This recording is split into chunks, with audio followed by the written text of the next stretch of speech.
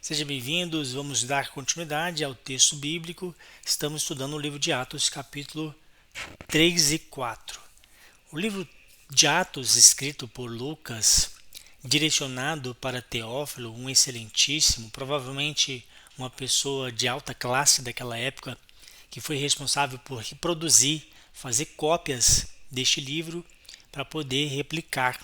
Havia feito um tratado, o primeiro tratado foi escrito do livro de Lucas, né, que é o Evangelho de Lucas, e o segundo tratado, que era escrita do livro de Atos. Então, no capítulo 3, aconteceu uma mudança de comportamento nos discípulos, nos apóstolos, pois até então, após a ascensão de Cristo, o povo ainda continuava nas suas velhas rotinas religiosas, não estava causando nada, estava tudo tranquilo, em silêncio, provavelmente por causa de medo, receios, mas bastou um episódio para que acendesse novamente a perseguição contra os cristãos. E aconteceu no livro de Atos, capítulo 3.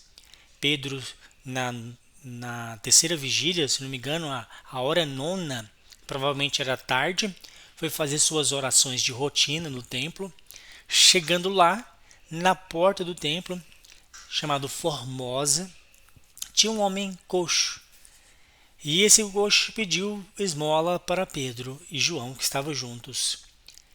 Mas Pedro e João, com confiança naquele momento, olhou para aquele homem e disse: Eu não tenho nem ouro, não tenho nem prata, mas o que eu tenho eu te dou. Seja curado em nome de Jesus. Aquele homem, ele recebeu um milagre. Esse milagre foi um incentivo que a igreja obteve para poder novamente pregar a palavra do Senhor, porque eles foram perseguidos, começaram a espalhar-se pelas cidades, para outras regiões e começaram a anunciar o Evangelho. Então, este milagre foi importantíssimo para novamente a igreja crescer, porque após esse milagre o povo ficou tão maravilhado com aquilo, porque o homem começou a saltitar, começou a andar, começou a fazer coisas que eles não faziam. Aquelas pessoas perceberam o milagre e ficaram atentos a Pedro e João, os apóstolos. E Pedro, vendo a oportunidade, começou a pregar. E a Bíblia diz, no livro de Atos, capítulo 4, que acrescentou-se, depois desse dia, cerca de 5.000 vidas foram impactadas por causa daquele milagre. Então é importante o milagre, pois firma os pés daquele homem, daquela mulher, do crente que precisa de uma confirmação. Todo pregador deveria orar, pedindo cura, pedindo o Senhor, me usa como instrumento para levar a cura, para levar o milagre do Senhor às vidas. Então, no capítulo 4, nós vamos fazer uma pequena leitura só para você entender onde Pedro e João se encontravam após esse milagre. Então, no livro de Atos, capítulo 4, enquanto eles falavam ainda, veio os líderes sacerdotes, que no capítulo 1, capítulo 4, versículo 1, sacerdote, capitão do templo, ainda eles falavam, Pedro e João. Estavam ressentidos, quem? Os líderes religiosos, porque estavam anunciando sobre Jesus, versículo 2. E o que aconteceu? Os prenderam. Recolheram eles ao cárcere até o dia seguinte. No versículo 5 adiante, Pedro e João estão perante o sinédrio. Quem está nesse sinédrio? Só a nata, olha só. Anás, Caifás, João, Alexandre e todos os que eram da linhagem do sumo sacerdote. Então, eles juntaram a nata religiosa, só a podridão, para escutar, julgar Pedro e João. E o que aconteceu? Perguntaram por que eles estavam fazendo aquilo. E Pedro, cheio do Espírito Santo, conforme o versículo 8, falou às autoridades do povo e aos anciãos da seguinte maneira: que aquela cura daquele homem foi por causa do nome de Jesus. A cura foi por causa de Jesus, o ressurreto.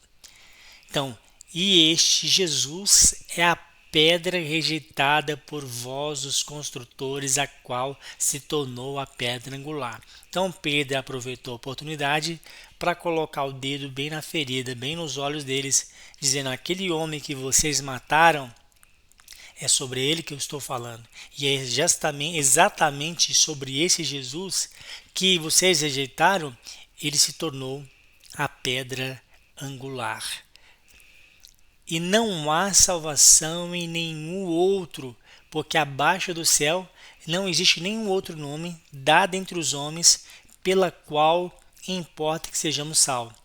Ao verem a intrepidez de Pedro e João, sabendo que eram homens iletrados e incultos, admiraram-se e reconheceram que haviam eles estado com Jesus. Vou dar uma pausa aqui.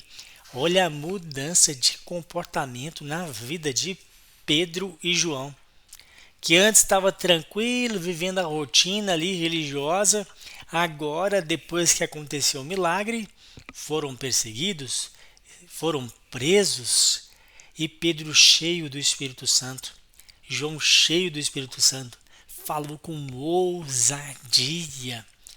E não teve vergonha, não teve medo. Talvez ele já estava dizendo assim: ó, se eu morrer, não estou nem aí, porque eu estava tão radiante do Espírito Santo que eles não perderam a oportunidade de falar: esse Jesus que vocês ressuscitaram, não há salvação sem ele. Todos que quiserem ser salvos precisam passar por ele. Vamos ver o restante do texto. Olha o que diz: vendo com eles o homem que fora curado, nada tinha a dizer em contrário. E mandando-o sair do sinédrio, consultavam entre si, dizendo: que faremos com estes homens? Pois na verdade é manifesto a todos os habitantes de Jerusalém que um sinal notório foi feito por eles, e não podemos negar. Mas, para que não haja maior divulgação entre o povo, ameacemo-los para não mais falarem neste nome a quem quer que seja. Chamando-os, ordenaram-lhes que absolutamente não falassem nem ensinassem em nome de Jesus.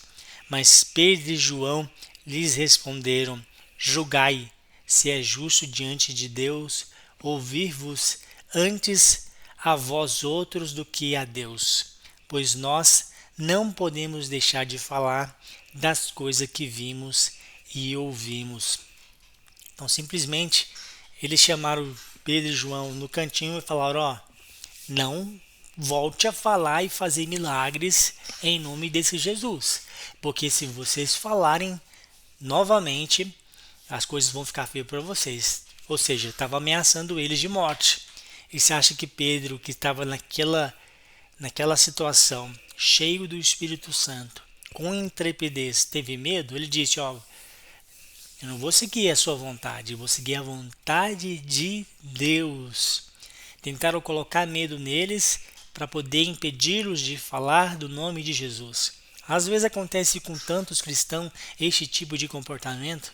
Satanás usa esses mesmos métodos desde quando surgiu os seres humanos aqui na Terra. Coloca medo no coração dos homens para que eles não preguem. Coloca medo no coração dos homens, a rejeição no coração dos homens para que eles não preguem. Todas as vezes que o homem é rejeitado, toda vez que o homem tem medo, acaba que eles esquecem que quem está no controle não é o sinédrio. Quem está no controle, por mais que ele estava ditando, fazendo tudo, mandando matar, mandando prender, mas quem estava no controle era Jesus. Aqueles homens lá do Antigo Testamento, os irmãos de José, planejaram a maldade para fazer com José, mas Deus estava no controle de tudo, fazendo com que José, mesmo sofrendo, o resultado final fosse outro. Talvez o resultado final da nossa vida será outro. Não é que nós não iremos sofrer, não é que nós não iremos receber perseguições. Todas as vezes que somos autênticos naquilo que Deus tem para nós, semelhante ao que Cristo fez na terra, Nós com certeza seremos odiados, seremos pisoteados, mas é isto mesmo. A vida do cristão é com muita ousadia que a gente continua.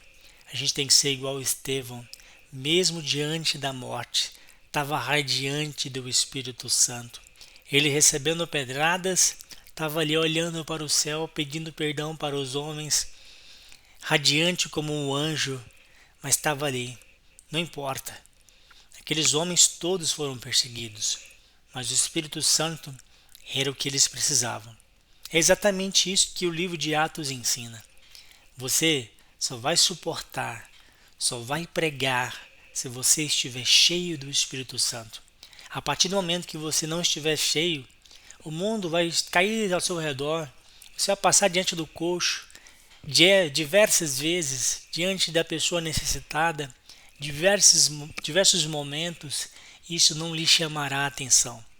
Mas a partir do momento que você está cheio do Espírito Santo, meu irmão, não tem como. Ele vai te usar com intrepidez. Igual Pedro fez, como Pedro utilizou. O que Deus quer de nós? A disponibilidade. Pedro falou, não tenho nada.